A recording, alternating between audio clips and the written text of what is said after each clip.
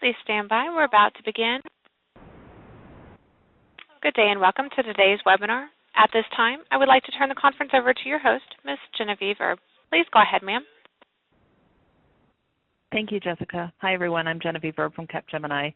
Thank you so much for joining us today for our webinar titled Maps, Facts, and Stats OMIEE, Exploring Spatial Analytics in OBIEE 11G. Today, your presenters will be Christian Screen from Capgemini and Steve Lytle from Nokia.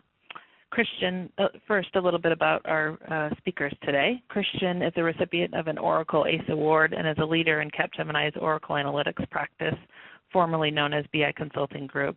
Christian is a business intelligence evangelist with over 15 years of experience in technologies ranging from low-level programming, e-commerce, data warehousing, EPM, and of course, business intelligence. Steve has been involved in the maps and location content software industry for over 30 years. Currently with the Enterprise Americas team for Nokia's Location and Commerce business unit, he manages its Oracle's activities since 2005 and has been leading the efforts to integrate and commercialize NavTech maps for OBIEE since 2007. A little bit of information regarding the flow of today's events. Christian and Steve will take us through our presentation. We'll have time at the end for a brief Q&A as well. If you would, please submit your questions throughout today's session using the Q&A WebEx panel, and we'll review prior to closing the call. And please note, we are recording today's session. We'll be sending an email follow-up shortly with a link to the presentation as well as the recording. With that, without further ado, please let's begin our presentation. I'll hand it over to Christian. Hi, and thanks, Genevieve, for that wonderful introduction. This is Christian Screen from Capgemini and the Oracle Analytics practice. And we have a very exciting webinar for everyone today, talking about spatial analytics, working with Oracle Spatial and Oracle Business Intelligence 11G. And as far as an agenda today, we're going to keep it fairly straightforward. We have a couple of things that we want to tackle right up front, which is defining spatial analytics. We're going to look at Oracle BI 11G, Oracle Spatial, and NavTech. We're also going to talk about how you can get started with localization intelligence and spatial analytics within your organization. We're also going to look at NavTech. We have Steve Lytle here from NavTech, who's going to give you a great overview about NavTech and how that integrates with OBIEE. And then we're going to ask ourselves the question, how does spatial analytics make you smarter? And we're going to tie it all together, and we're going to talk about what components you actually need for localization intelligence and spatial analytics. And then, as Genevieve mentioned, we're going to wrap it up with some Q&A. So let's think briefly about spatial analytics. And we know about analytics in an organization. Most of you who are attending this webinar most likely have Oracle Business Intelligence in-house. And we know what questions analytics can answer for us, but when we add geography and spatial representations on top of those analytics, it enables us to answer questions like where, how close, how far, what's this next to, and plus all the other answers to known questions, which is basically what standard analytics is. And then on top of having that geographic information in line with our analytics, we can, of course, topple on existing trending KPIs and more coming from our standard analytics that we have in our organization already. So the organization's structuring and perspective analysis of area-specific metadata combined with pre-existing data metrics or KPIs is really what spatial analytics is. And if we break that down to almost an industry definition of spatial analysis, there have been some very brilliant people out there who've kind of put this definition together. And they're trying to say spatial analysis is the analytical techniques to determine the spatial distribution of a variable, the relationship between the spatial distribution of variables, and the association of variables in an area. That's a tongue twister, but that's more of the technical definition of just general spatial analysis. And what we're looking for is spatial analytics. And what does that actually mean? And for the majority of us out there who use a tool like Oracle Business Intelligence, we think of a geographic map as the basis construct, if you will, of spatial analytics. But we want you to think a little bit differently as well, because spatial analytics also involves anything having to do with something where you can represent the space of something, not just necessarily geography. So if you think about a CAD drawing, you might have a CAD drawing of, let's say, an office building layout, conference rooms in an office building, so forth and so on. And then if we go back to our geographic map representation, we can think about layering that map, okay? We might look at streets, or we might look at satellite imaging, railways, etc. So spatial analytics encompasses a lot, especially as we're looking at it visually. And we often get asked the question of, well, what's a good use case? Like, why or how can I implement spatial analytics in our organization? What's going to be a good business case? How can I present this to the business or get approval to embark on a spatial analytics endeavor? And so we've been working with a lot of clients here at Capgemini, and here are just some of the use cases that we like to throw out. Perhaps you're looking at the distance between an office or warehouse from your customers. Okay, that's going to help you to determine the quickest path to satisfying and supplying your customers. If you're an insurance organization, think about it this way. If you're able to look at risk associated with certain portfolios based on a geographic area where you've been able to compile data where a specific area might have been more attuned to catastrophes to another, that might provide some sort of variable for your calculation on how you calculate risk. All right? General technical plotting, perhaps you just need a map for your operations, where you're plotting where your retail shops are, where dealer locations are. I mentioned the example of conference room bookings. So again, perhaps we're a building management company or we're a corporation, and we want to track the most populated conference rooms on a certain floor. So we know if we need to take an office adjacent to a very busy conference room and turn that into a conference room so that we're fulfilling the need of the meetings that are taking place. We have a customer who's using spatial analytics for cell phone tower allocations. And so there's a lot of great use cases here where spatial analytics can really bring new definition and answer new questions for your organization. Also in basketball. So again, a representation of any spatial area can be used for spatial analytics. Here we're just looking at a comparison of Al Jefferson, who I think plays for Utah Jazz, and Ray Allen, who plays for the Boston Celtics. And this is basically a compilation of data points for field goal attempts. And so as we can see here, the plot of points within this spatial area gives us a very good indication of a certain metric. And so, like I mentioned before, one of the things that we want our customers and organizations to do is get started with spatial analytics. This is going to be a big win, especially as mobile business intelligence comes into play. So how can your organization get started with spatial analytics? Well, we think the first step that you need to do is grab a use case, okay? And we think from the list of use cases that we provided, or perhaps you have a use case internally, go ahead and take that use case and start building off of that. Most organizations already have spatial or geocoding data internally.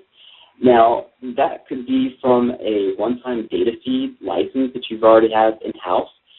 Perhaps you're a large corporation or retail organization and you have a real estate department or something like this. So perhaps you have a data set of spatial already in-house. Or perhaps you're using a geocoding service. So you're doing some SaaS, you're using a SaaS service right now. And that brings me to our polling question for today's webinar. And you should see a poll pop up on your screen here. And the poll is asking, is your organization currently using geospatial map data? Perhaps you know, perhaps you're not, but if you could fill that in. and let us know. And so regardless if you're using a static data set or a service-based data set, the fact is you might have that internally. And one of the things that we're seeing with our customers is as we embark on a spatial analytics project, one of the things that we see is that we're bringing, within the analytics space, we're bringing these components together because perhaps only the real estate department of an organization is using that spatial service. But perhaps there's a need within another department who actually needs that spatial data. Perhaps it's the sales or marketing department. Okay? So what we're seeing as we embark on these projects is basically reaching out to these other departments internally and bringing that back in to fulfill the project needs. Okay? And we have one more poll that's kind of a follow-up to the first poll question, and that is, if you answered yes to the first poll question, what software platform does your organization currently use? Is it an Oracle platform, perhaps, ESRI, or perhaps another platform or service that you're using right now? Okay. So as you're answering that question, let me just continue on with some tips that we have for getting your organization started. Another item is you want to get a sponsor. So this is typical in most analytics or business intelligence endeavors within an organization. You get a sponsor that's going to really help drive the effort. Perhaps you are that sponsor in your organization, and you're just looking for that quick win. And what we're seeing is getting a proof of concept going based on one of those use cases is the direct path to getting a quick win with Oracle Spatial. All right. Also, we often get the question about licensing, okay? And as far as software is concerned, we like to let our clients know that MapViewer is part of Oracle BI 11G. So if you have the Oracle BI or OBIEE 11G software solution, MapViewer comes as part of that, and it's actually very well integrated into that system. And lastly, if you're looking for examples on spatial analytics, examples are everywhere on the web. It's a quick web search away.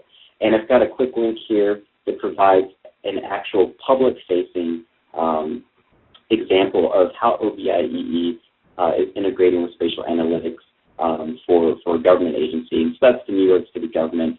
You can access that by nyc.gov/CPR. Okay? And what I want to do right now is turn the presentation over to Steve Lytle from NAVTech, and he's going to talk to you a little bit about how NAVTech can work with your organization and OBIEE together. So, Steve? Well, thanks, Christian, and thanks, everybody, for attending today.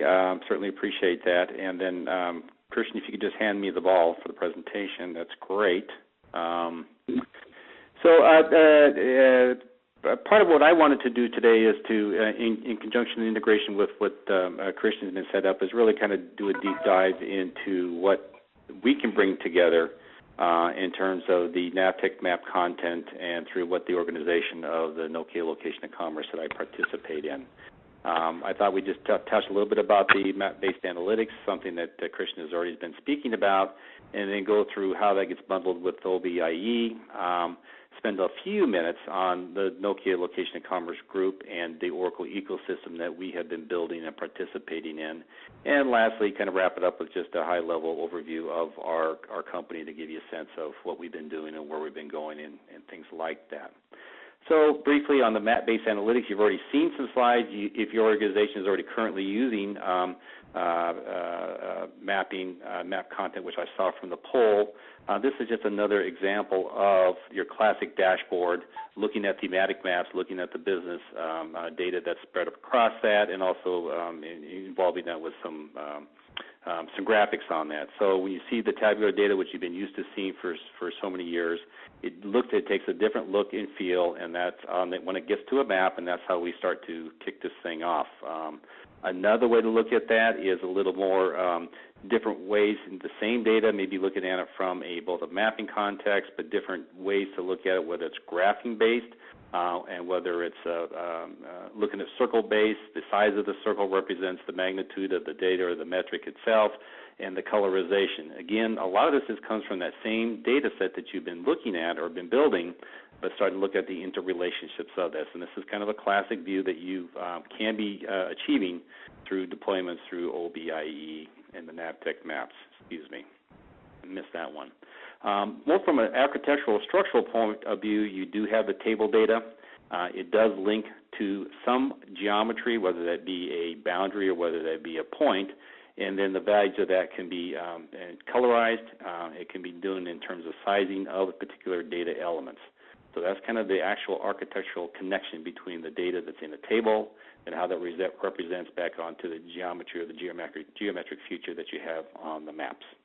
I've been seeing a lot of deployments, questions about service territory, so sales and service territory. So a lot of the customers that I've been working with have been putting their data out in terms of, are my sales territories correct for the business that I have? Are they underperforming? Are they overperforming? And doing maybe some realignment of sales territory. So my particular experience, I've been seeing a lot of the interest in that particular type of use of this data. Okay, I want to quickly move over to then the specifics on the NAVTech maps for OBIEE and spend a few minutes on that. And again, I know we're going to take Q&A at the end of the session today, so please don't hesitate to put your questions in that we will collect and then we can answer it at the end. So I do get a lot of questions from customers on this. So the key thing here is the NAVTech maps include detailed streets, core POIs or points of interest, and administrative boundaries. So people will say, well, what do you really have and what do we really be getting? The streets database themselves contain the latitude, longitude of the coordinates and address location coding on each individual street segment. There are many, many, many other variables on the NAVTech map content that are on those streets or in that particular database. But when you get down into the BI side or the analytics side, we really look at just a subset of that. We also have another data suite or data set for what we call premium boundary data sets.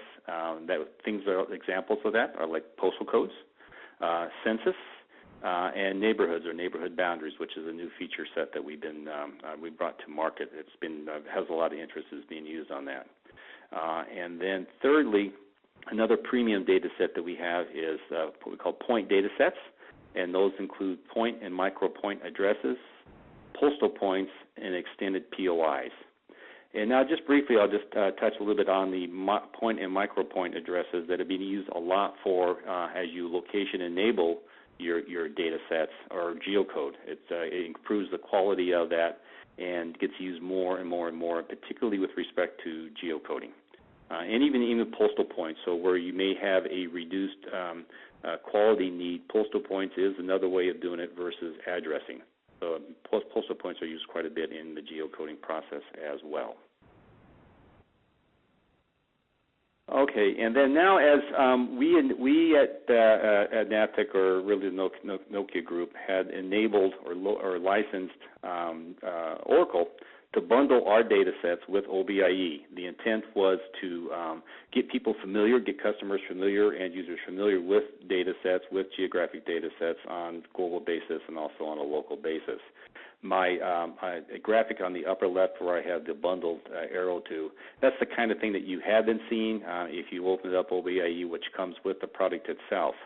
Down in the lower right corner is really our detailed data set that we have available, and that's really on a license fee basis.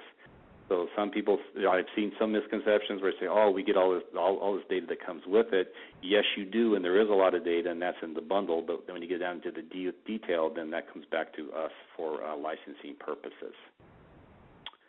On the postal code, census, and neighborhood boundary types, this is an example of an area in Mexico for census data. Census is being used a lot for different demographic data sets on the tabular side. And the postal code, census, and neighborhoods, again, are throughout the deployments in North America and also globally, to give you a sense for that. So you'll see on any kind of boundary set, which I think you're familiar with, I'll restate it, is really for a lot of thematic mapping. So posting then tabular data across geographic boundaries.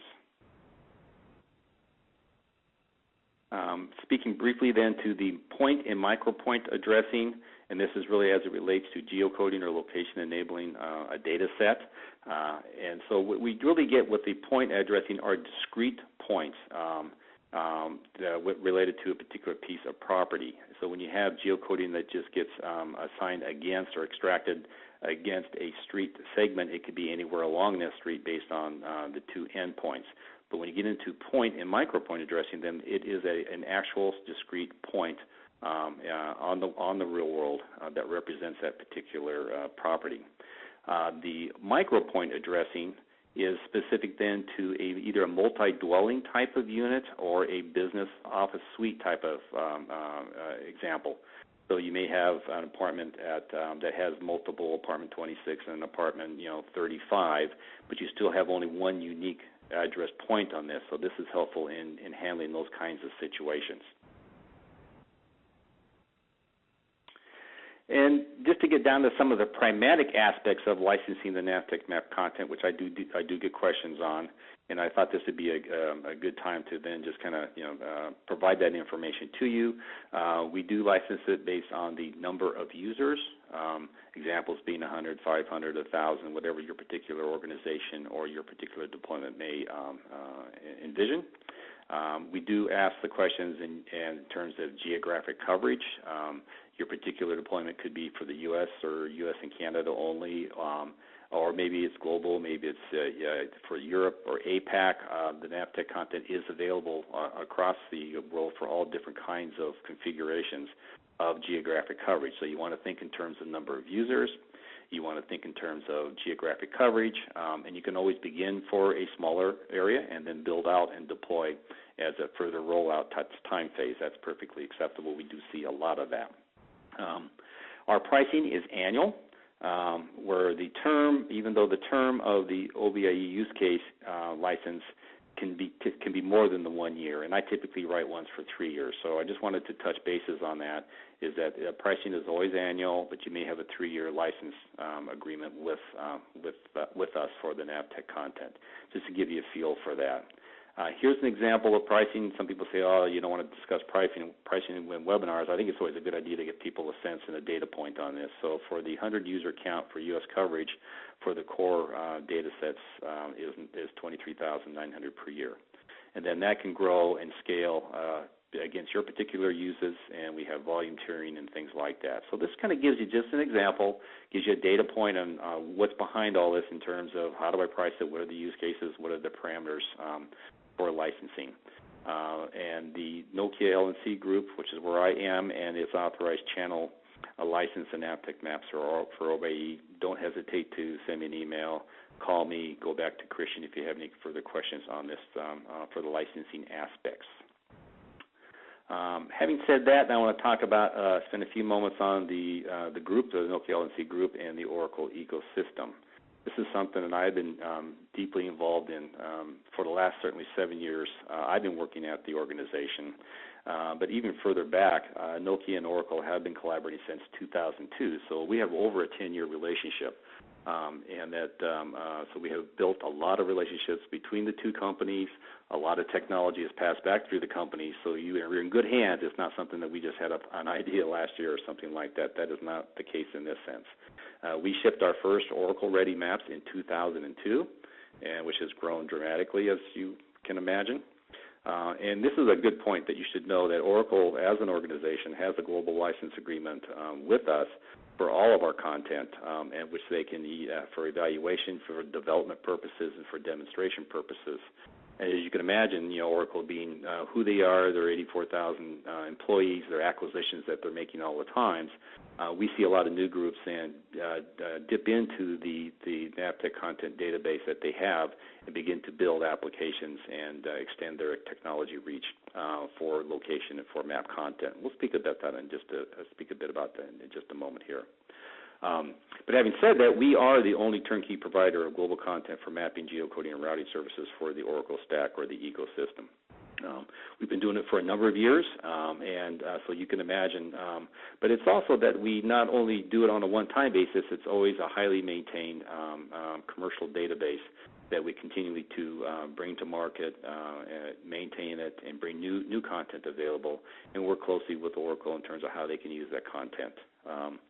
A takeaway point here, which is good, is that Oracle does not relicense the NAVTech maps. That's it's a corporate policy that they have for any third-party, certainly content and technologies. And even though that for you as an end user, you want to keep that in mind, it certainly could be useful if they did that, but they don't, and so that's why we want to extend ourselves for licensing purposes or questions to go back through us as an organization, go back through Christian and the Capgemini organization, or any of the other channeled third-party channels that you may see. So that's just something to keep in mind here.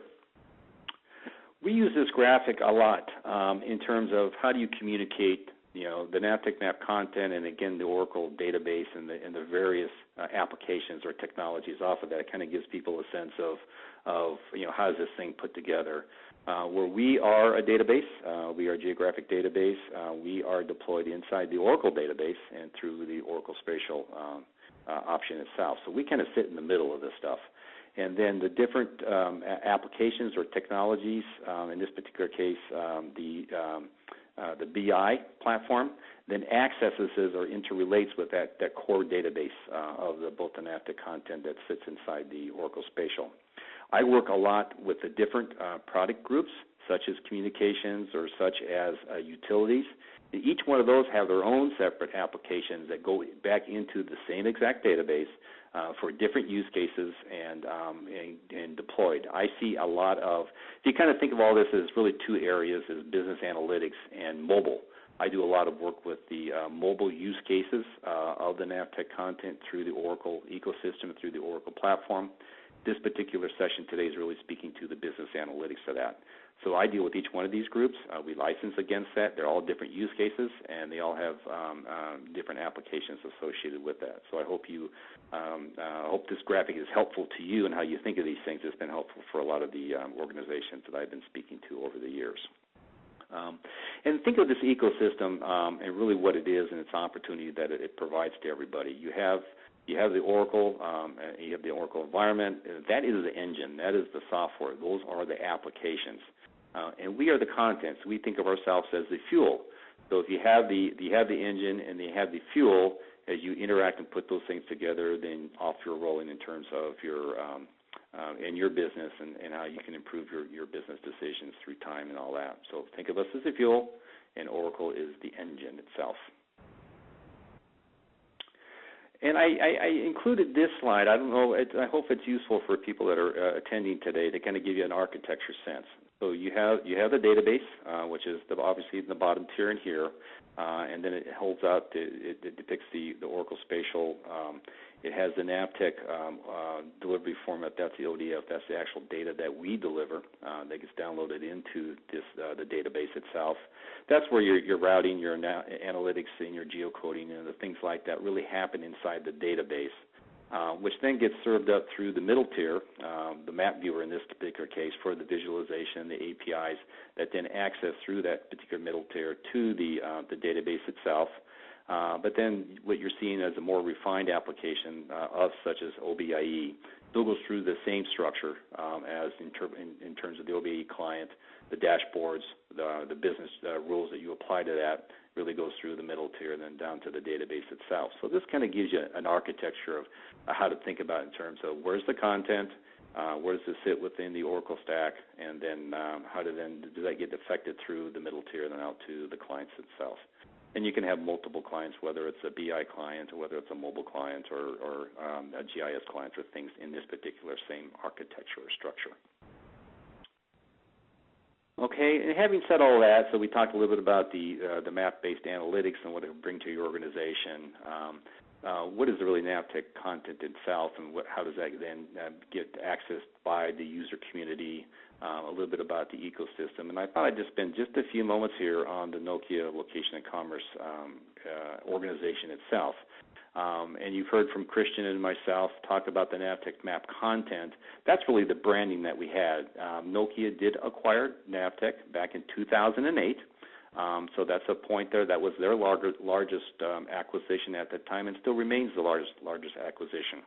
So there was a very strategic acquisition that they did make. Earlier this year, it was formalized to create the Nokia Location and Commerce Organization. So we are a division within Nokia. The Navtec map is the brand, and all of us are still intact in the way that we're moving forward. So I just want to make a note of that, because you'll see, oh, am I dealing with Navtec or I'm dealing with Nokia? You're really dealing with Nokia. The Navtec maps is the branded content. So hopefully that was helpful and to describe to you today. Our mission is content, content, content. We build maps, we collect data, we make that available to deployable. That's behind the firewalls in the applications such as OBIEE, and we also provide the services through a platform which is more your traditional web service platform. I'll only touch on that briefly today. And then there's the apps that are associated with that. But think of us, we have a single purpose mission, which is content, content, content. Okay, this next series of builds off of this is, I mentioned the content that comes from the points, from the streets, from the different boundary sets, whether they be in this particular graphic. You can talk about whether it's transit data or fueling data or restaurant data, things like that. And then it gets accessed and made available through the platform for the positions or the maps of the places or the directions. And then across the multiple access points, really what you're thinking about here is off of the internet or your client, which is where your OBIEE sits.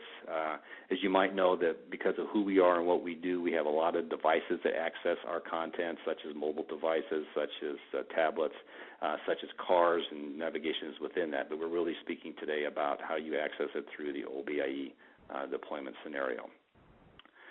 And I just want to speak a moment about how we invest in the database. It's not a one-time static database. We've been building that for over 25 years now. We invest over $300 million a year on that.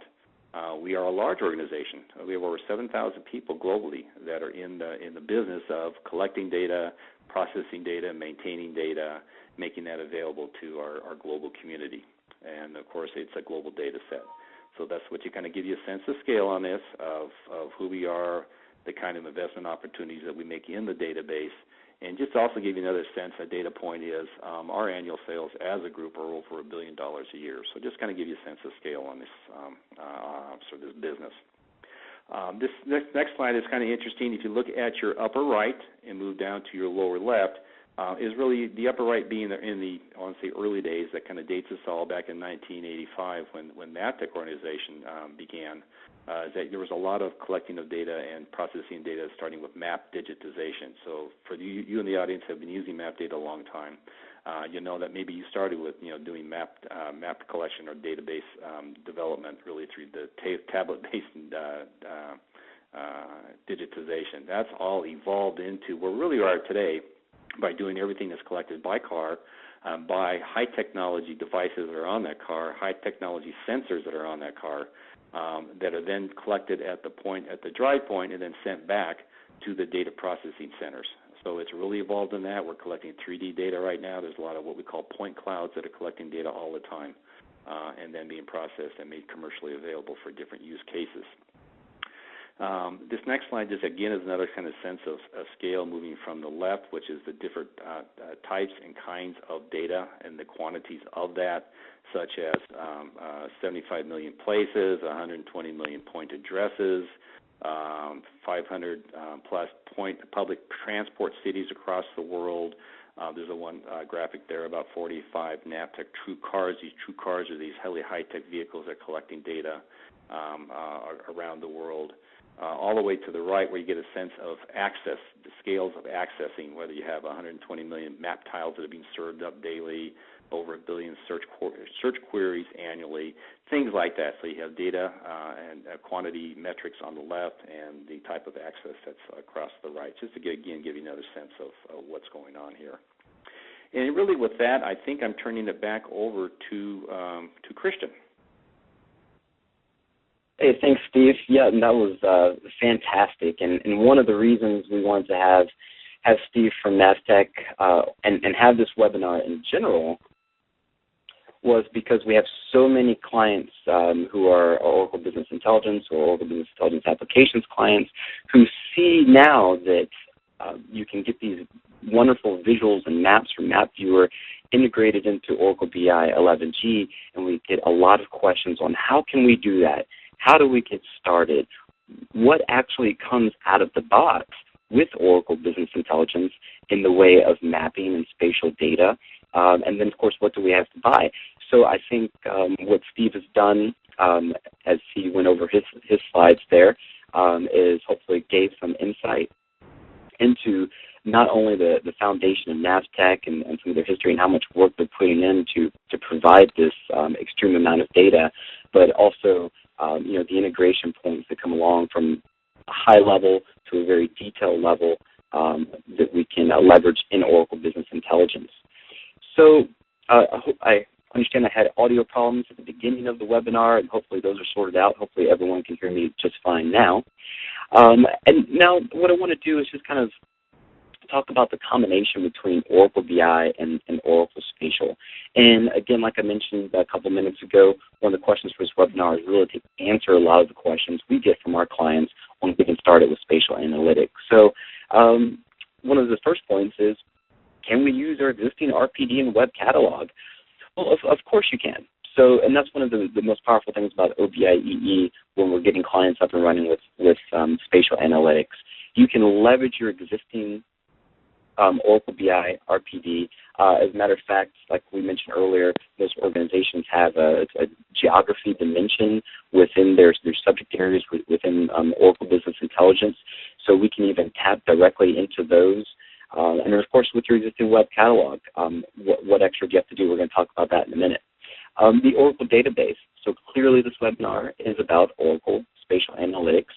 And as Steve showed in one of his slides, the architecture of the middle layer with Map Viewer, the client consumption, and then, of course, the database where the NASTech data immediately integrates. Okay, so we're going to talk a little bit about that. And then Map Viewer is a middle tier. We'll touch base on that. And Steve also talked about NASTech, right? We get that package data with OBIEE 11G. But then, of course, there's more detailed data depending on the requirements of maybe your POC or your project. And that's something that we've been working with NASTech in order to help our clients with, determining what level of granularity that they'll need. And then we're going to talk briefly about Map Viewer. So like I mentioned, with your existing RPD and web catalog, yes, let's start there. Let's integrate that in with some of the NASTech data and get up and running with Oracle Spatial Analytics. So with the initial RPD, with most of you are probably familiar, the repository for Oracle Business Intelligence. You can tie into your existing geography dimensions. You can even roll your custom geography and drilling if desired. One of the things that Steve talked about was NASTech, which I believe is the only organization that is providing an OBIEE specific data set.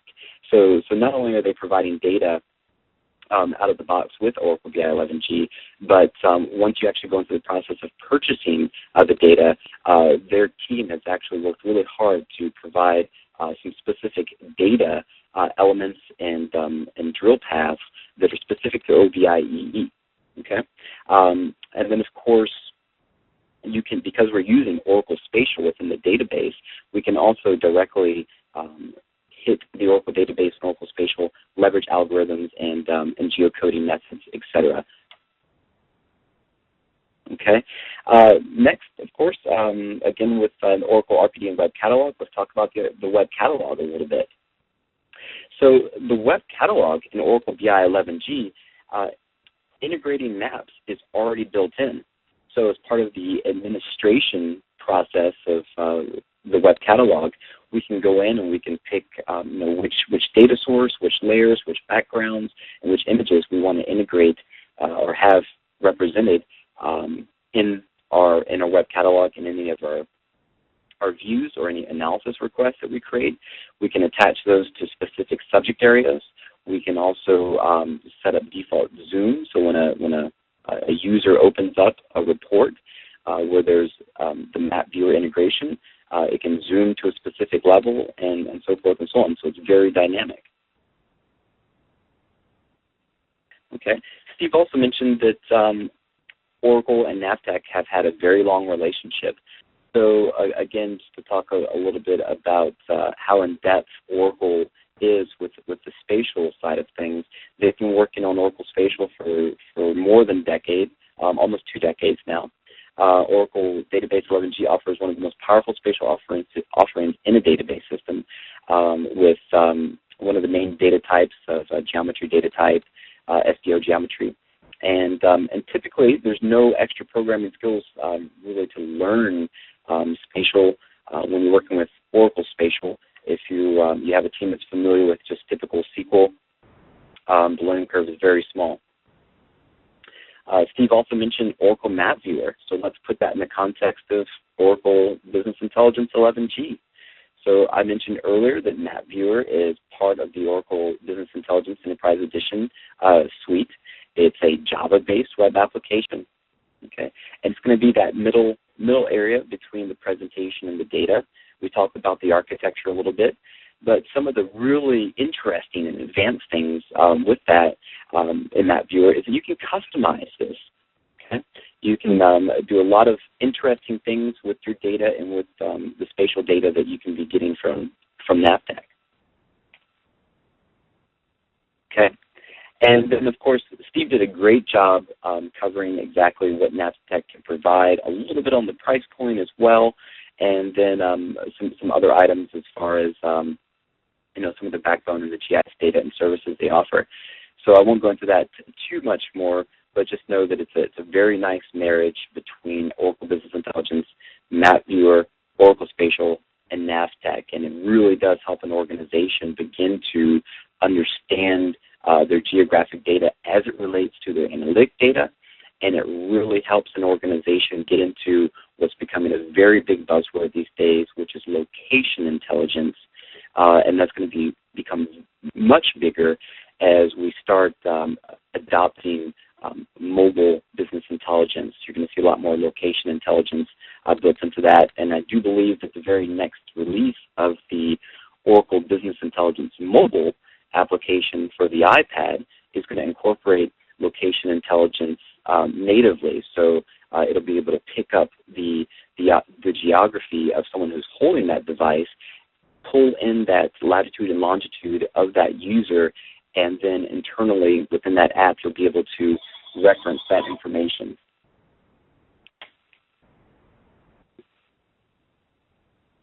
Okay, and the last piece is Map Builder. This is something you might have seen if you've been leveraging Map Viewer internally at your organization already. And this is another Java-based application, but what it really does is it aids in the development of some of those custom pieces that you might want to incorporate into your spatial analytics projects. So for example, we're working with clients right now who are looking at doing custom regions.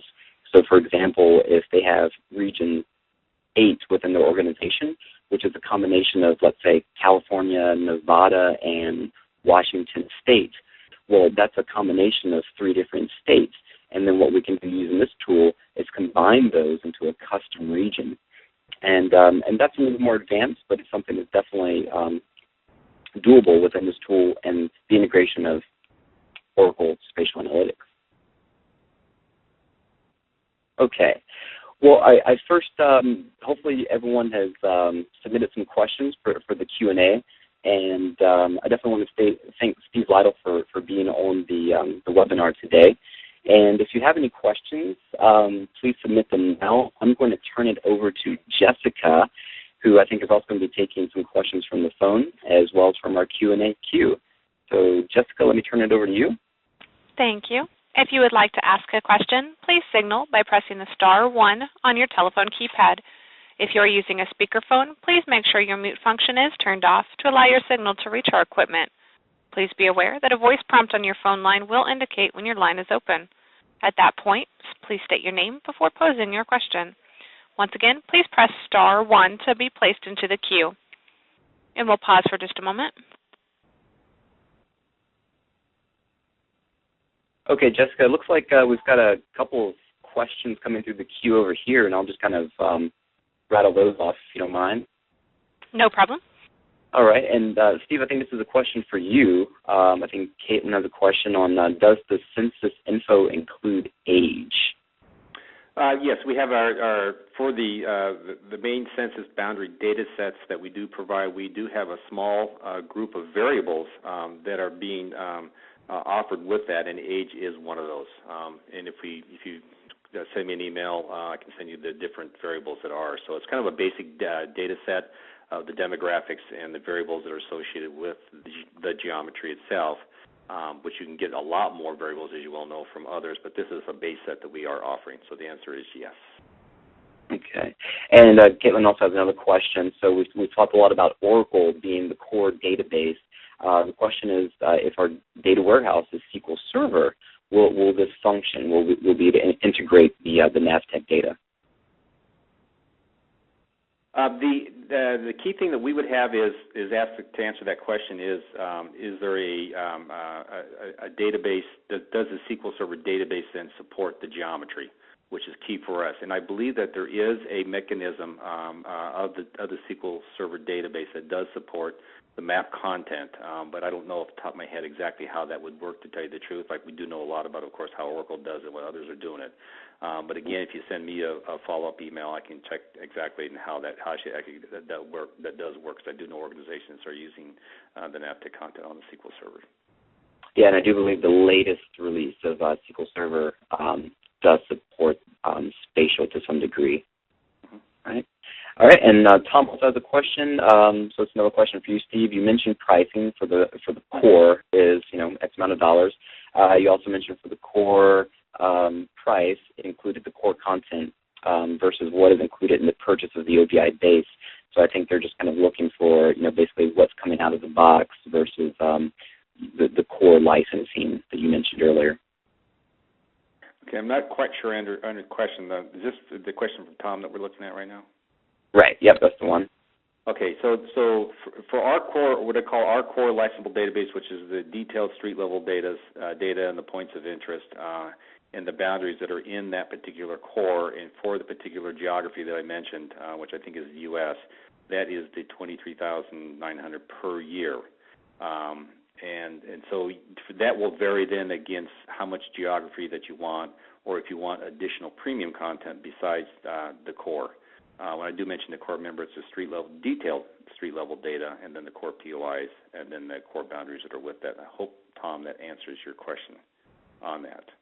What's included. Again, we can provide you a very detailed response in terms of what all is included, but we think of it in terms of the core database.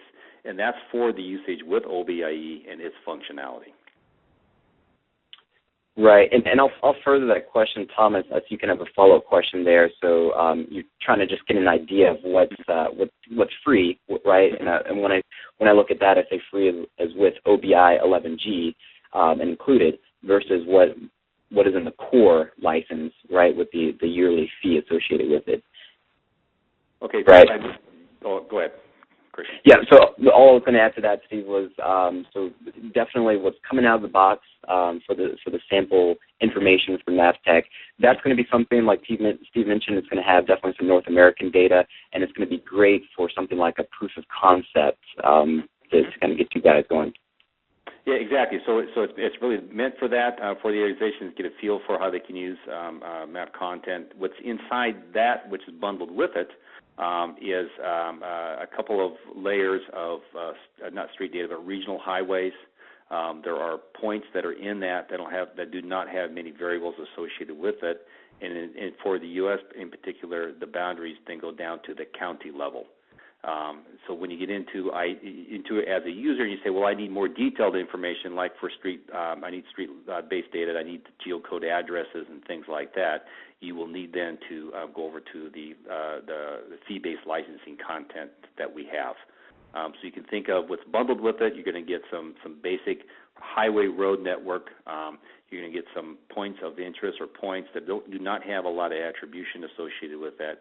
and for the U.S. in particular, you're going to see geographic boundaries that go down to the county purposes, and that may be sufficient for some of your overview type of analytics. But then, when you want to go into more detailed analytics, you'll have to go to the deeper data sets, the more detailed data sets. So, Tom, I'm hoping that was useful.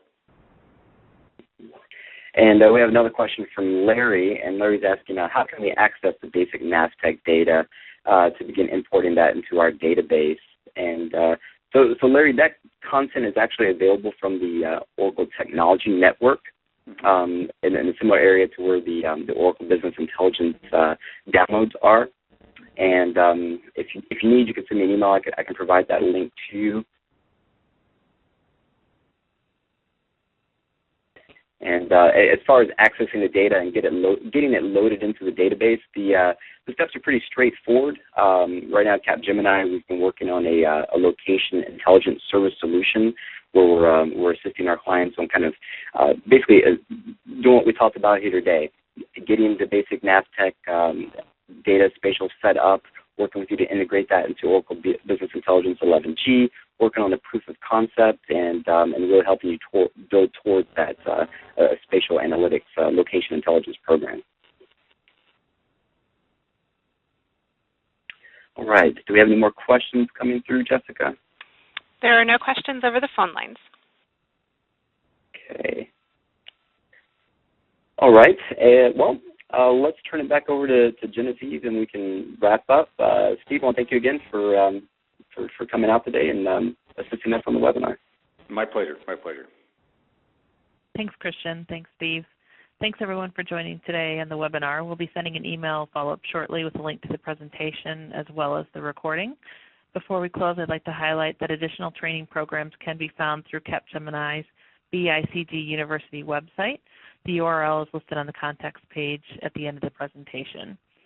As well, you'll receive an invite shortly with registration details for our next webinar. If you have any remaining questions, please don't hesitate to contact our presenters. Their email addresses can be found within the context page of the presentation also. We hope you enjoyed the webinar. We look forward to connecting next time. Thanks so much and have a good day.